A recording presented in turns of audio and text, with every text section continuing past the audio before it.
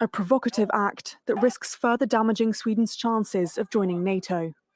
This protester filmed outside Stockholm's central mosque held up a Quran only to tear up its pages, wipe his shoes with it, and light it on fire.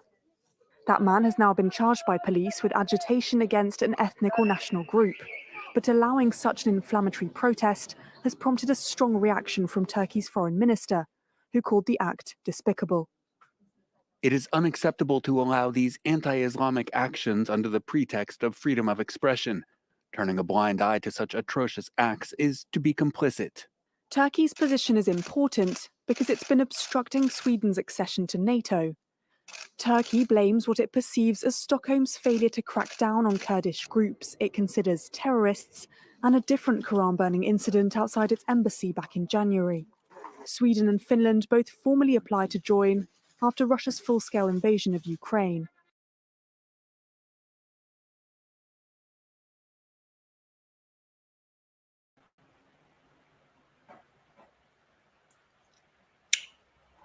Yeah, well, I beg to differ.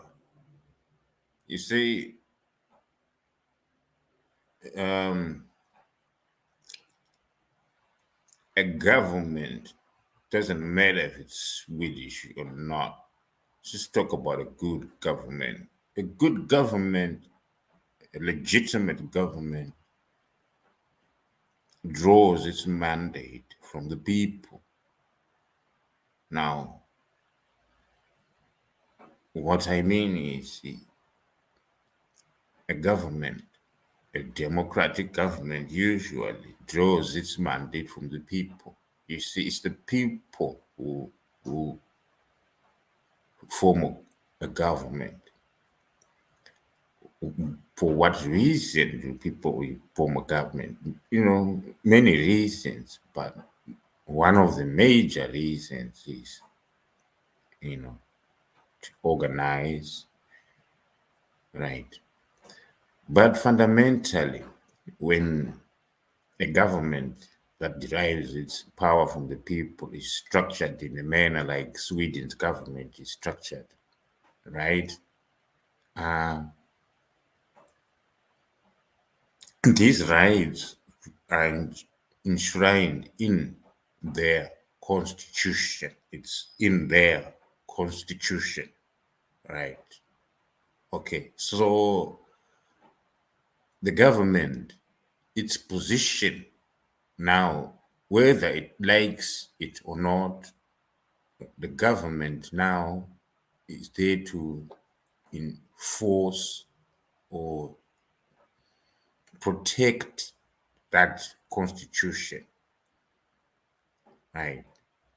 Really, that's what we want a good government to do, is to protect that constitution, because that constitution is the mandate of the people. It's the people who have agreed that this is how we want to be governed in our society. Yes, in our society. So if you don't allow freedom of speech in your society, that's you see, and you're free to do that.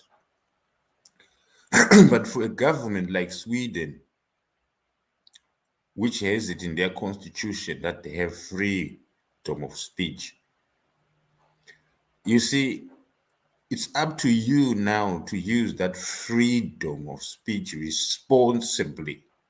You as the individual, okay? Because if the government steps in, well, then the government has broken the law, okay? That is what you now call a tyranny or dictatorship, you see. A government then becomes tyrannical or a dictatorship because it is no longer representative of its constitution, of its constituency, of its people. So it is hostile to its people, you see. So all this talk that Sweden should be harder on these people who are actually not Swedish, most, they seem to me, well, I don't know. They seem to me to be like Muslims banning the Quran or ex-Muslims banning the Quran. Okay.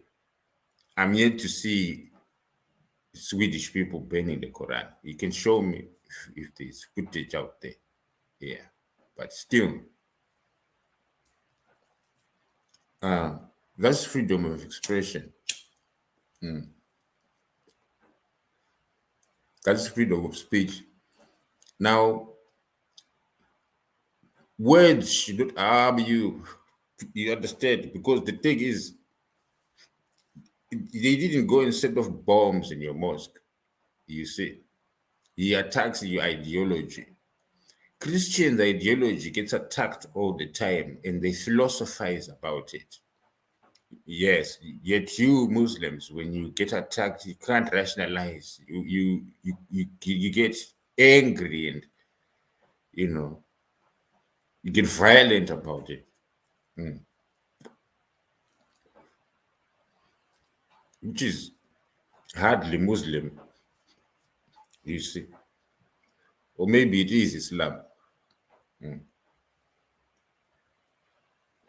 It seems Islam and violence go hand in hand. Christianity and peace, they go hand in hand. Of course, Christianity is with a violent nature too, but they've grown up. Islam, it seems they haven't grown up yet.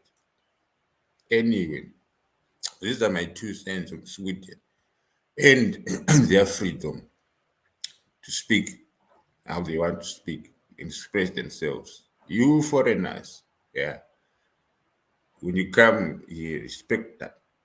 That's all you got to do. You respect that. That is how things are done in Sweden. Okay, people have the right to say what the fuck they want to say here in Sweden. Thank you very much. Yes, it's a guy who's staying in Sweden. I'm not Swedish, but I've been in Sweden, enjoying the Swedish hospitality. Yeah.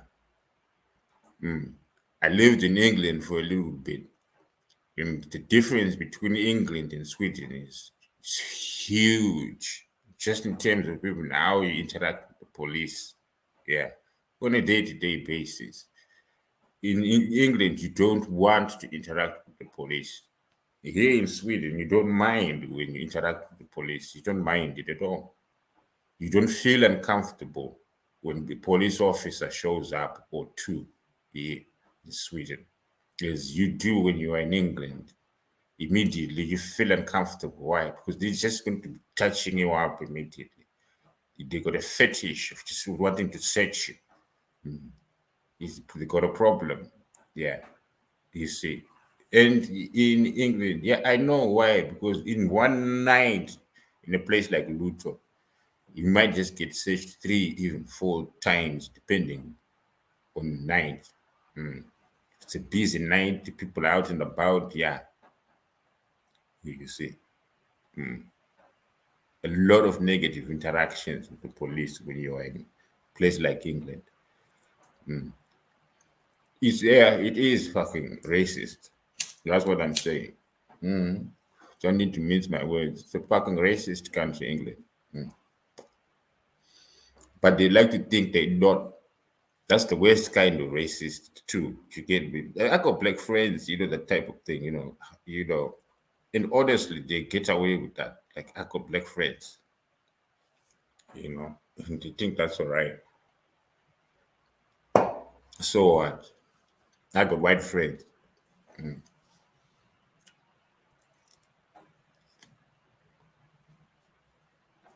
Doesn't mean the country is not fucking racist. Still is. Doesn't mean it's not institutionalized racism. Still is. Doesn't mean most people are racist. Okay, and if you are not, you're the odd one out. You see what I'm saying?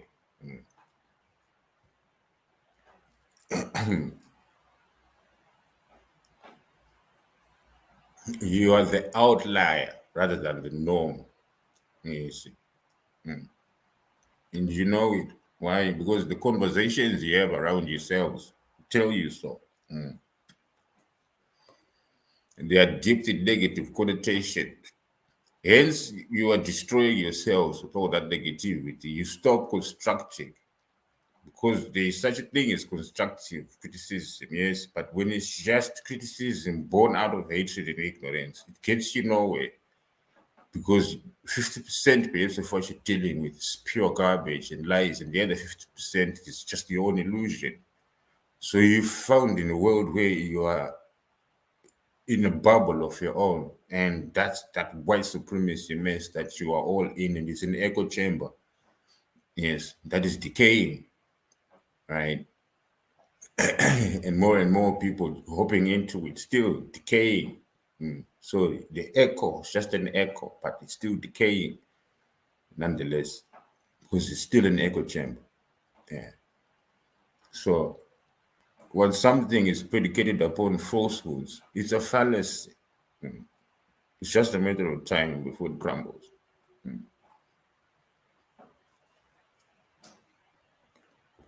That's just the way things are.